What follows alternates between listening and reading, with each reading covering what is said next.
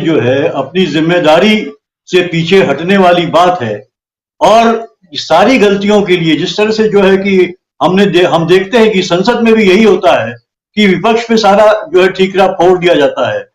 वही बात यहाँ पे भी हो रही है, जबकि जिम्मेदारी सरकार की होती है और जो शासन में जो दल है उसकी होती है। आखिर आप कोई कैसे, देखिए सोचिए इस बात को, क्या आप ये विश्वास कर सकते हैं आपकी जो कुछ हो रहा है इस देश में उसके लिए क्या विपक्ष इतना ताकतवर है? क्या ताकतवर कौन है? सत्ता किसके पास है? डबल इंजन की सरकार कई राज्यों में चल रही है, इन्हीं की सरकारें चल रही हैं। पुलिस इनके मातहत है केंद्र में, राज्यों में तो है ही है, केंद्र में भी इनके, दिल्ली में जो है कि इनके मातहत है ये। और ऐसे में अगर वो नहीं काबू कर पाते हैं और दंगे भड़कते हैं और इस तरह की घटनाएं घटित होती है, और देखिए पूरा ऑर्गेनाइज वे में हो रहा है। आप देखिए रामनवमी से, और ये वही डिजाइन है पूरा। मैंने आज की डिबेट में एक बार और कहा था कि ये वही संघ का डिजाइन है, हिंदू राष्ट्र को स्थापित करना। और आप कह रहे हैं कि मोदी मौन क्यों है? अरे मोदी तो मौन ही रहते हैं क्योंकि मोदी ही करवा रहे हैं, उनकी उनकी एक सहमति है इसमें, क्योंकि वो संघ के उपजे व्यक्ति हैं। वो संघ ने उनको पैदा किया है, संघ ने उनको स्थापित किया है, संघ ने उनको दिल्ली की गद्दी में बैठाया है। और आप एक चीज याद रखिएगा, और नहीं तो प्रवीण तोगड़िया से पूछ लीजिएगा कि जो मुख्यमंत्री बने वो गुजरात के, वो कैसे बने? दंगे करा के 2002 के दंगे कराने के बाद वो स्थापित हुए वहां पे। सत्ता में आने के बाद ही वहां पे जिस तरह से उनको सीधे लाया गया, वहां पे संघ की एक पूरा पूरा डिजाइन था, और बिना मंत्री कभी रहे वो सीधे आ गए वहां पे, और एक प्रचारक के होते होते वहां से वो सीधे चले आए। और उसके बाद दंगे प्रवीण तोगड़िया जानते हैं, आप उनसे पूछेगा किस तरह, इसीलिए उनको जो है कहीं ना कहीं साइडलाइन कर दिया गया। आज प्रवीण तोगड़िया को कोई पूछने वाला नहीं है, वो इनके साथी थे, वो सारथी थे, और जो कुछ कराया गया वहां तो दंगे करवा के, ये सांप्रदायिकता का उन्माद फैला के मोदी सत्ता में काबिज हुए गुजरात में, और हुए केंद्र में भी जो है पूरा का पूरा वही माहौल। आप देखिए जिस तरह से मुजफ्फरनगर के दंगे हुए थे, आपको याद होगा किस तरह से पूरी तरीके। तो ये भारतीय जनता पार्टी का हाथ रहता है इस देश के बंटवारे में भी, हिंदू महासभा और मुस्लिम लीग का हाथ है। इसको ये भले ही डिनाई करते रहे, लेकिन तार तो वहीं से इनके जुड़े हैं, वो जो लीनिएज वहीं से चला आ रहा है पूरा का पूरा। और मोदी मौन रहते हैं। आप देखिए किसान, क्योंकि उनका कंसेंट है, वही करवा रहे हैं। पर्दे के पीछे से कौन करवा रहा है? वही करवा रहे हैं पूरा का पूरा।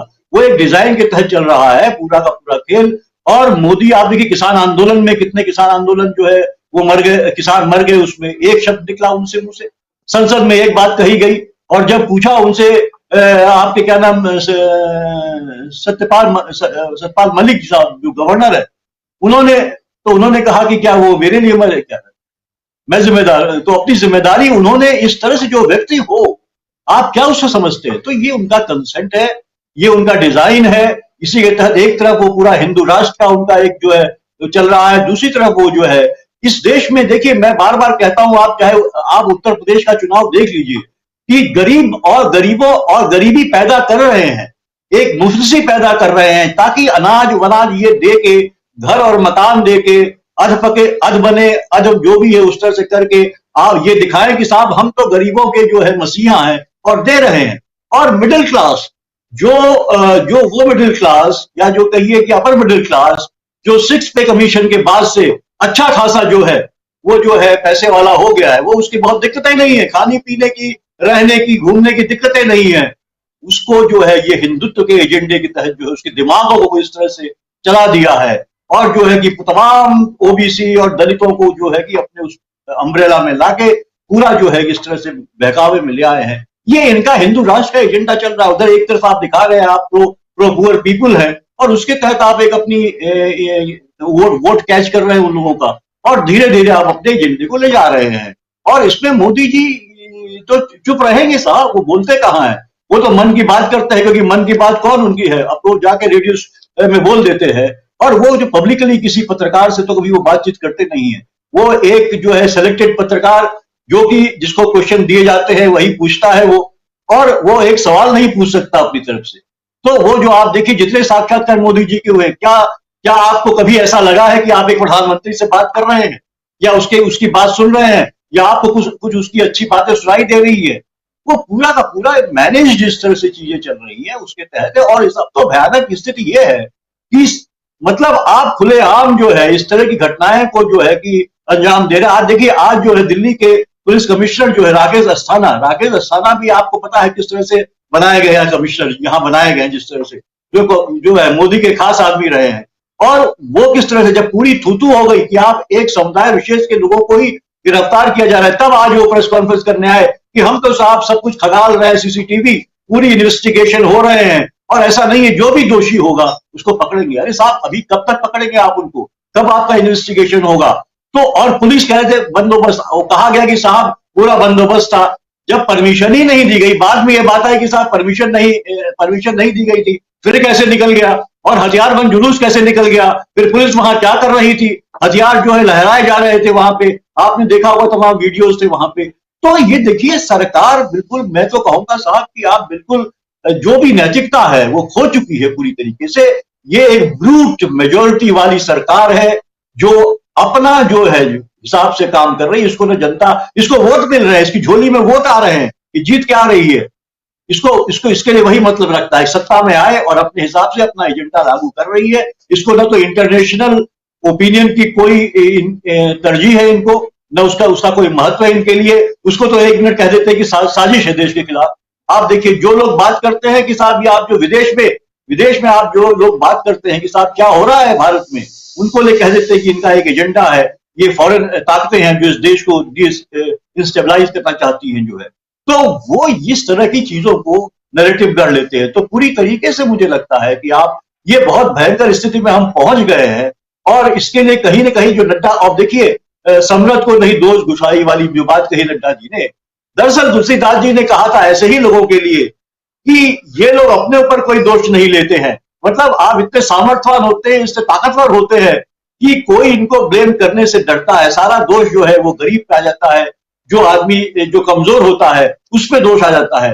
और जो है कि अत्याचार करके भी जो समर्थ व्यक्ति होता है वो जो है कि वो बच जाता है। वो और कानून में यही हम देखते भी, जो सामर्थ्यवान है वो बच जाते हैं, और जो सामर्थ्यवान नहीं है बेचारे वो फंस जाते हैं, वो बिना काम के। यही हम देख रहे हैं कि दंगों में इनोसेंट लोगों को पकड़ा जाता है, उनको जेल में डाला जाता है, फिर सुनवाई होती है, दिल्ली पुलिस जो है एविडेंस नहीं दे पाती। यही आपने पिछली बार भी देखा था, हमने सीए वाले जो दंगे हुए थे, आखिर क्या सुप्रीम कोर्ट ने जो दिल्ली पुलिस की वहां पे जिस तरह से आलोचना की है, और जो भी इनके जितने भी इन्होंने देखे बिना एविडेंस के वहां पे जो है सारे के सारे केस, लेकिन वो इनोसेंट लड़के क्योंकि वो दूसरे समुदाय के थे तो इनके लिए वो फायदेमंद था कि साहब हमको तो एक ये मिला नैरेटिव जो हम गढ़ते हैं कि साहब यही लोग आतंकी हैं, यही लोग जो है दंगे कराते हैं, और देखो इनको हमने जो है जेल के अंदर भेज दिया, बुलडोजर चला दिया।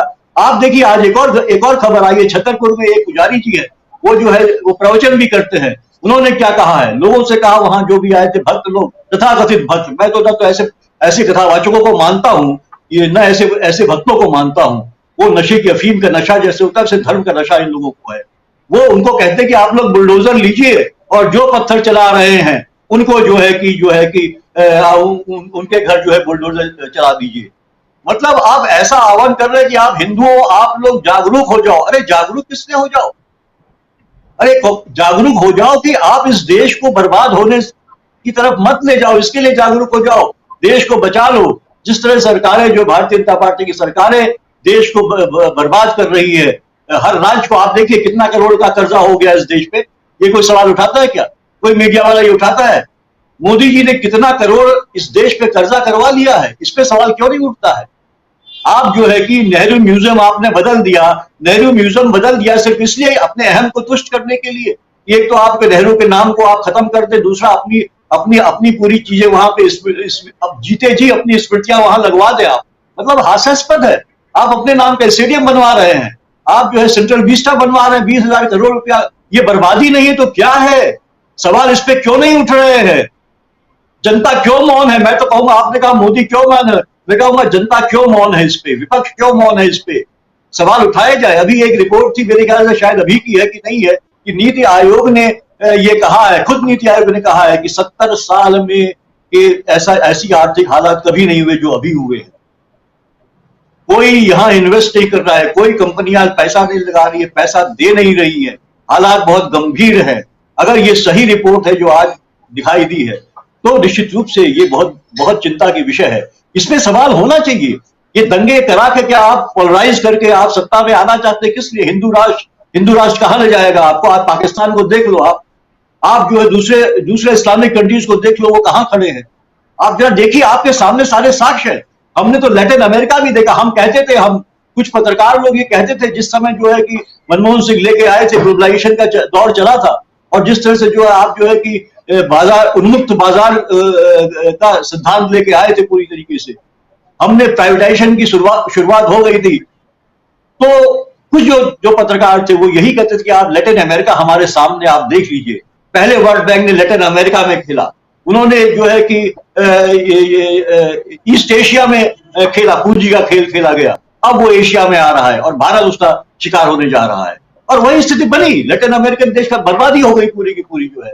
तो हम तो लकी है, मैं तो मानूंगा भाग्यशाली है भारत, कि हमारे पास तमाम उदाहरण है पूरी दुनिया के। तो हम उसको रेसिस्ट कर सकते थे, लेकिन हम सकम्ब कर रहे हैं, क्योंकि हमारा कैरेक्टर, मॉरल कैरेक्टर खत्म हो चुका है। खासकर हमारे राजनेताओं का, जो अपनी सत्ता के लिए जो है बिके हुए हैं, पूरी तरीके से बिक रहे हैं। वो विश्व बैंक की पूंजी पे बिके हुए हैं, वो बाहर के कॉर्पोरेट्स और इंडियन कॉर्पोरेट्स की पूंजी पे बिके हुए हैं, और उनका जमीर मर चुका है। इसीलिए मोदी जो है मौन है, क्योंकि उनका जमीर मर चुका है, इसलिए वो मौन है। मैं तो साफ कहूंगा, क्योंकि जमीर वाला व्यक्ति इस तरह से देश के हालात होते हुए देखेगा नहीं। आप देखिए हम कहां से कहां पहुंच गए। नौकरियां कहीं है? कहीं नहीं। जो है भी जा रही है। आर्थिक हालात कैसे बनते चले जा रहे हैं, आदमी कह नहीं रहा है, लेकिन उसके लिए जीवन यापन मुश्किल होता चला जा रहा है। सरकारी नौकरियां निकल जाइए, आप देखिए प्राइवेट सेक्टर में काम करके देखिए आप, कितनी जद्दोजहद है आपको। तो ये तमाम हालात हैं, लेकिन लोग जो है कि राम नाम की माला फेर रहे हैं।